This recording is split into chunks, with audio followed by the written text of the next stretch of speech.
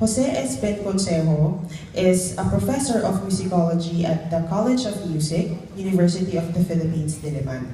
He studied musicology at the University of the Philippines, the University of Hawaii, at the University of Pennsylvania, where he earned his doctorate in 1999.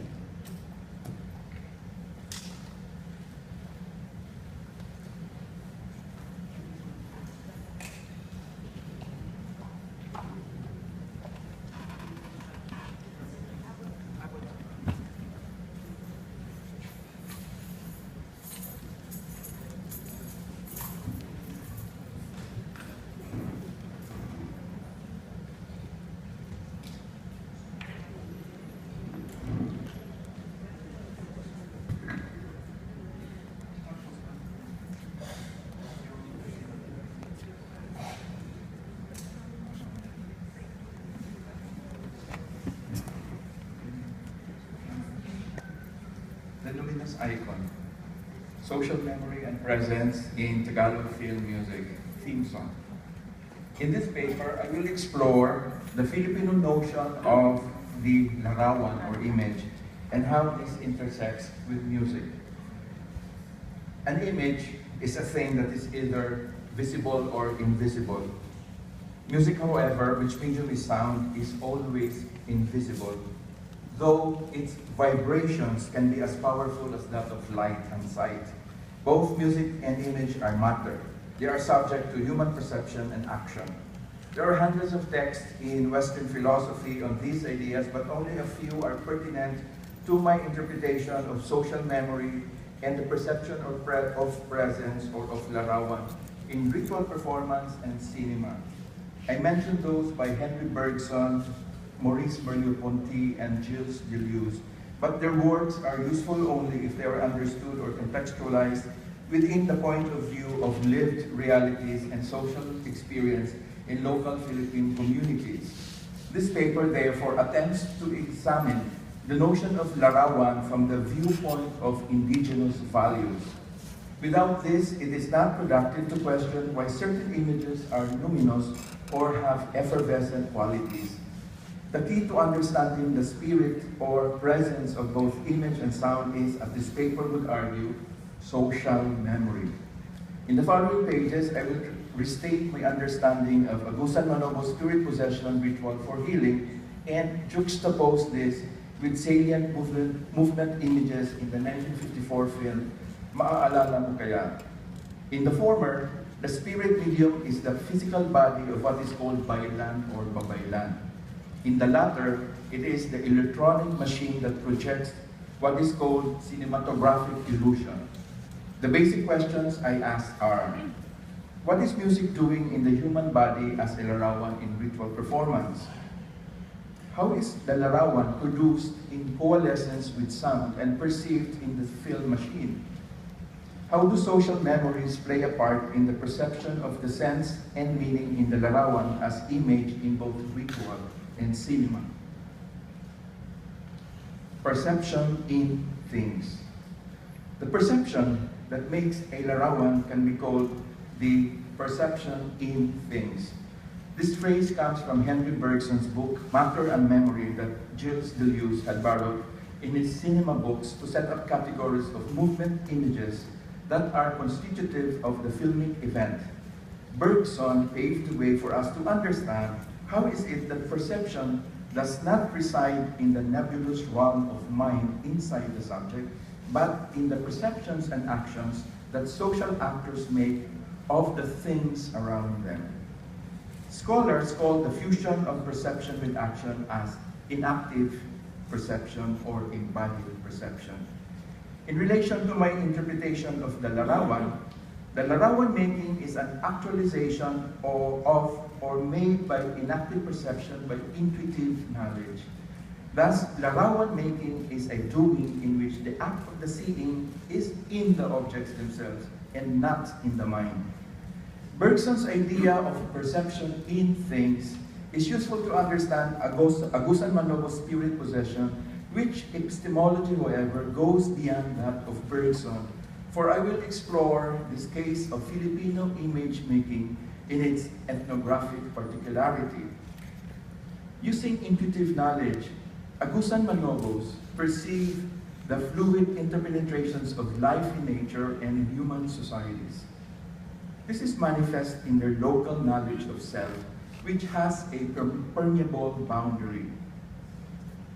The ginhawa, upper left, the inner principle of or breath of life, a consciousness in the human body, is continuous with nature, moving into an umagat, lower right, during states of unconsciousness as in dreams and sicknesses.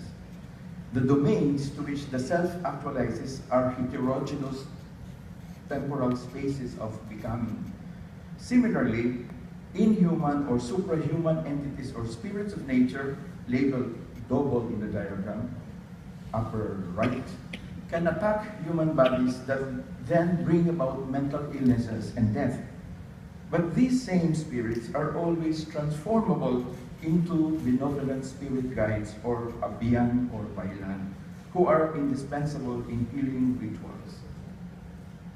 Anthropomorphic icons, especially in the form of the mythical crocodile, are a means to counter these inhuman intrusions in human abodes or bodies. They range from carvings on posts of ritual altars to simulated houses and hung altars inside and outside human habitations. These icons are, in a broader sense, Larawan or image, embodying an experience where nature is both a source of death and life. They are strategically placed inside and outside houses. As the Manobos would say, they serve as a sign of recognizing nature's power, or to put it simply, so that they are averted from the danger of malevolent forces and thus alleviate human anxiety in the face of anit. Anit is a Proto-Austronesian word listed in Robert Bluth's dictionary. Anit is, of course, the root of our word anito. And among the Manobos, anit is one kind of power. All Larawan are meant for both spirits and humans to see. Many ritual icons do not need the accompaniment of musical sounds in ritual acts of displaying them.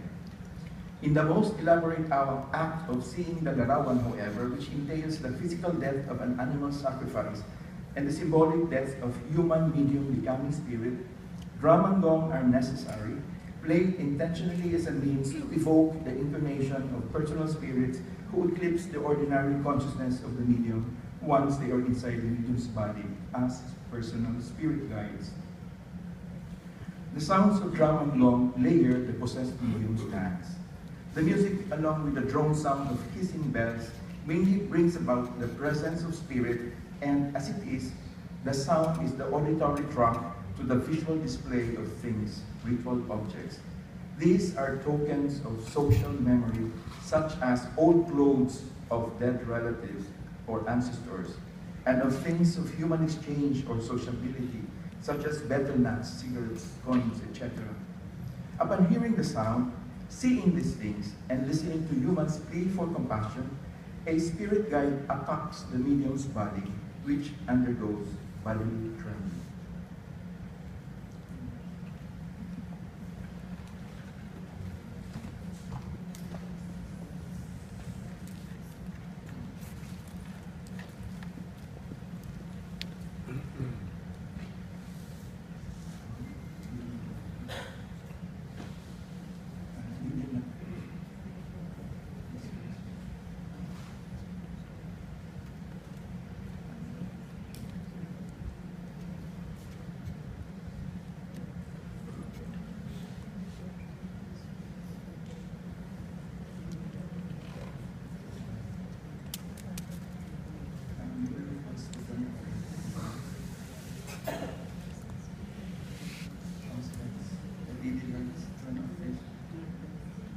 This is a film recording done using an analog camera in 1993.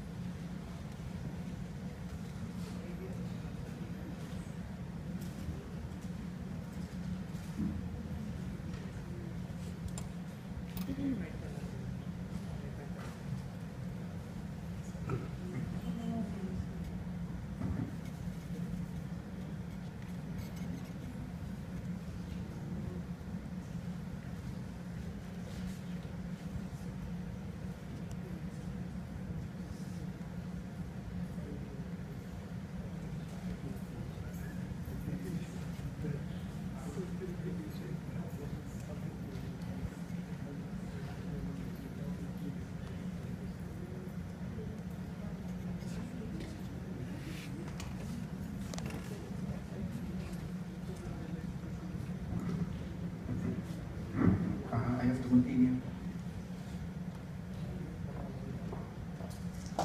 At the surface, the physical trembling of the medium's body, embodying a lot of emotions, can be construed as a mechanical symptom of habit memory, a primordial ritual theater that is conditioned, as it were, by both auditory and visual cues.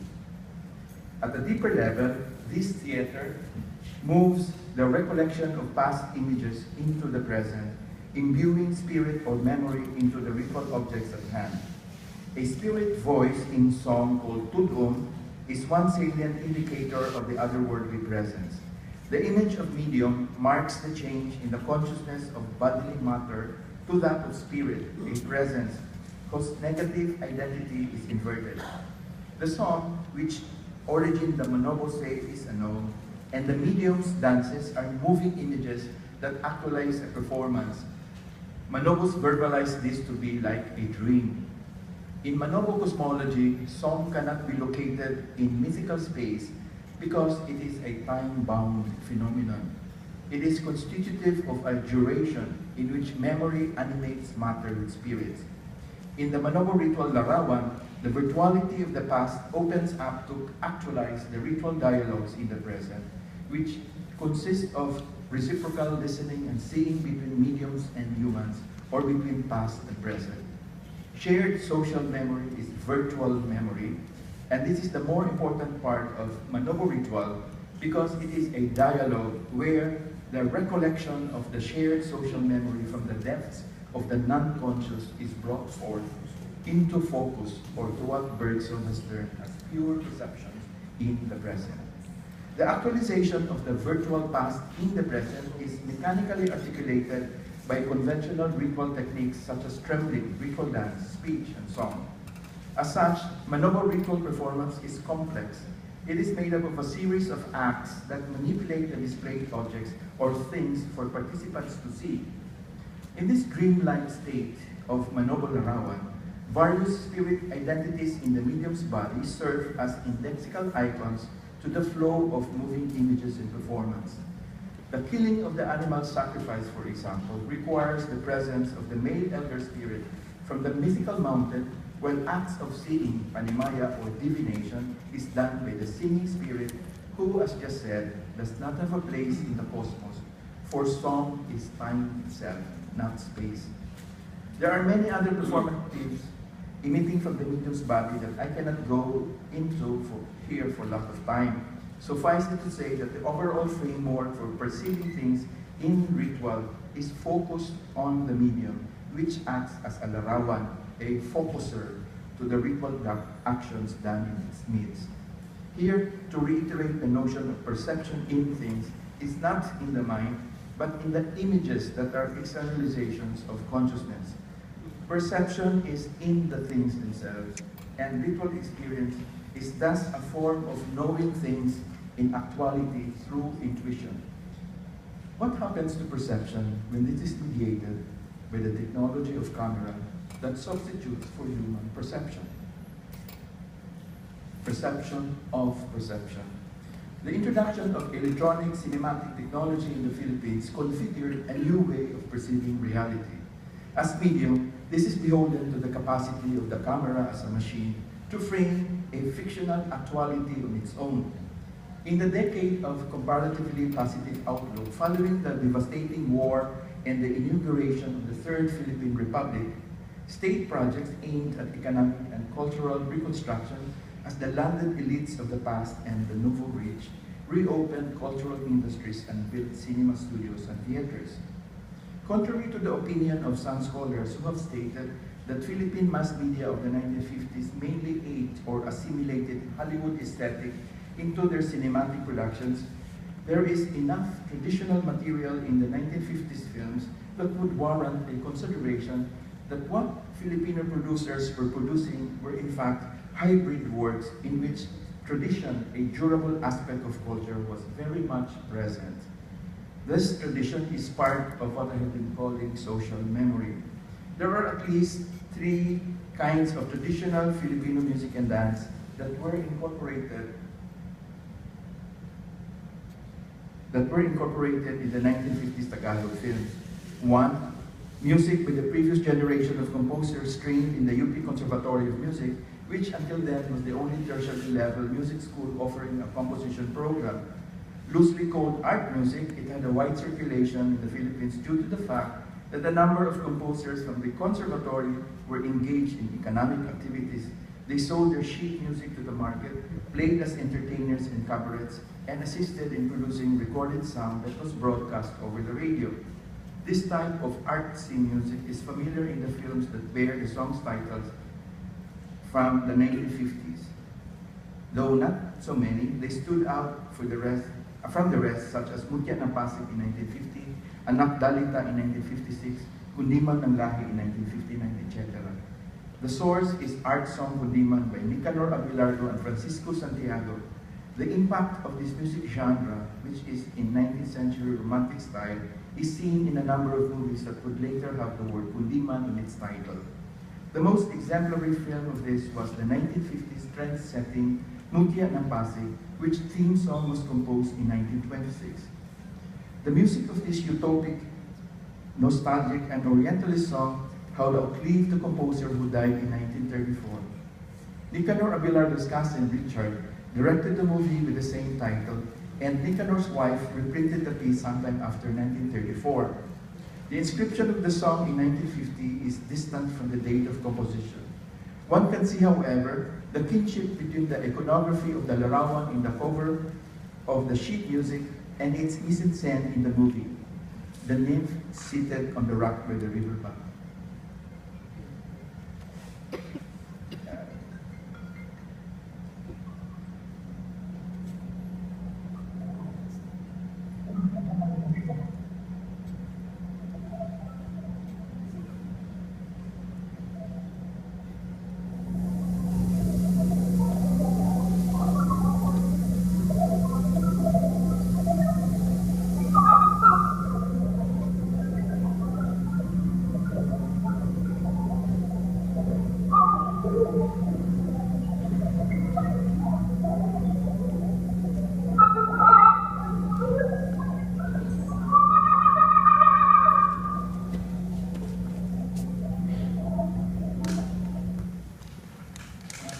The second category of film music is composed of songs such as Dahil Sa'yo by Miguel Velarde, Maalala Mo Kaya by Constancio de Guzman, and later Hindi Kita Malimot, Aawitan Kita, etc.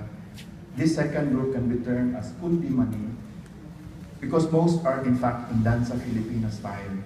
Although not in Kundiman form, the theme of romantic love makes it Kundiman of sorts, as just mentioned above. My example will be Maalala Mo Kaya, so we will watch that later. Now, the third category of traditional Philippine music and dance is are materials such as Magtanim Ay Di Biro, Paro-Parong Bukid, made into a movie in 1938 and 1959, The Wiswis Kawayan, Dalaga sa Bukid, Tinikling, Pantangguhan, and Karinyosa. Good examples of the borrowing are Magtanim Ay Di Biro, a folk song first printed in the 1914 Progressive Music Series for the primary grades, compiled by Chief Justice Norberto Romualdez. This is echoed in a scene in the film Pista ng Nayon with bamboo music ensemble Musikong Bumbong.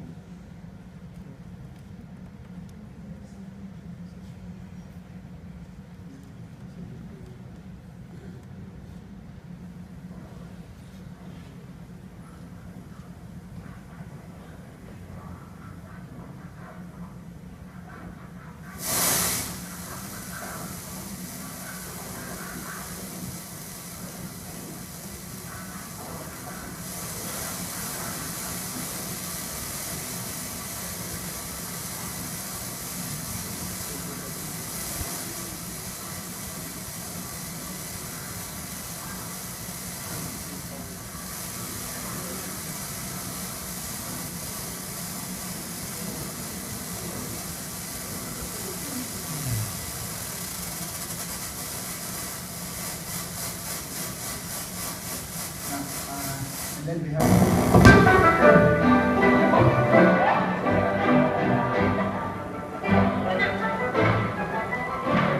this is Bayanihan Folk Dance Company in the film released in Bahagi.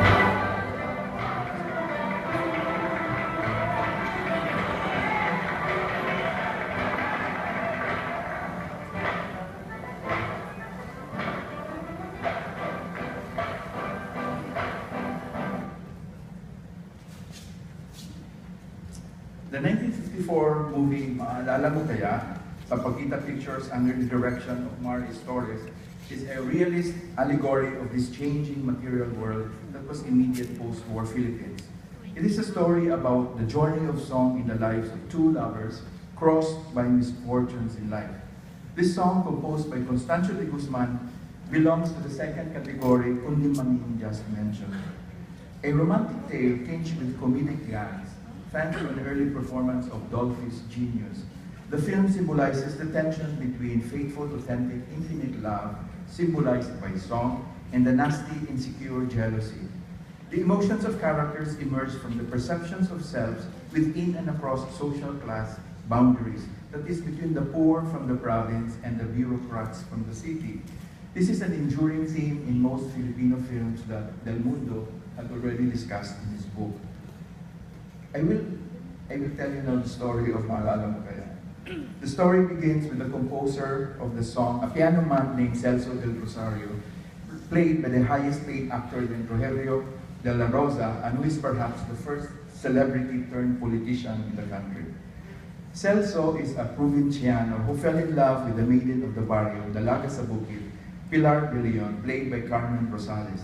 After some shuffle with Pilar's childhood friend Enrique, Celso got inspired to write the song as he professes his love to a religious woman named Pilar de Leon. This love became immediately unrealized, where the composer had to find money in the city so he can raise funds to have his mother's eye ailment cured.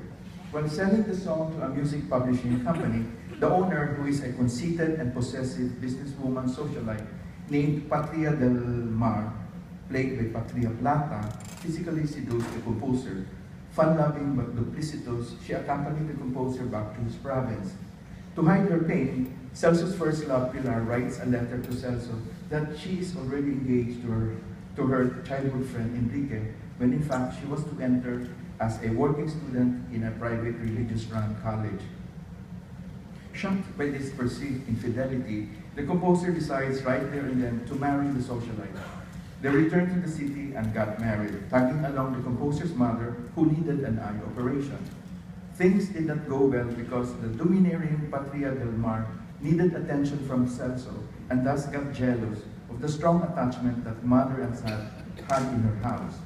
Unknowing to Celso, the socialite got so mad at her mother-in-law when at one time she incidentally overheard Nana Rosa recount the story of the family's domestic helper about the song Maalala Mo Kaya that her son composed. Enraged, the socialite slapped her mother-in-law's face while both were arguing in the stairs, and this led to the accident and eventual death of Nana Rosa, Celso's mother. At her deathbed, the mother had to lie to Celso what had happened to her, perhaps for the love of her son, as the composer's wife Patria was in attendance in deathbed. Shortly thereafter, Patria bore a daughter named Presi, but the mother's self-centered, non-domesticated behavior took her away from carrying her offspring, Presi. Years passed, and by luck, Presi is tutored music and piano, specifically learning the song from Pilar. Pilar is reconnected with her childhood friend Enrique, who is now a lawyer.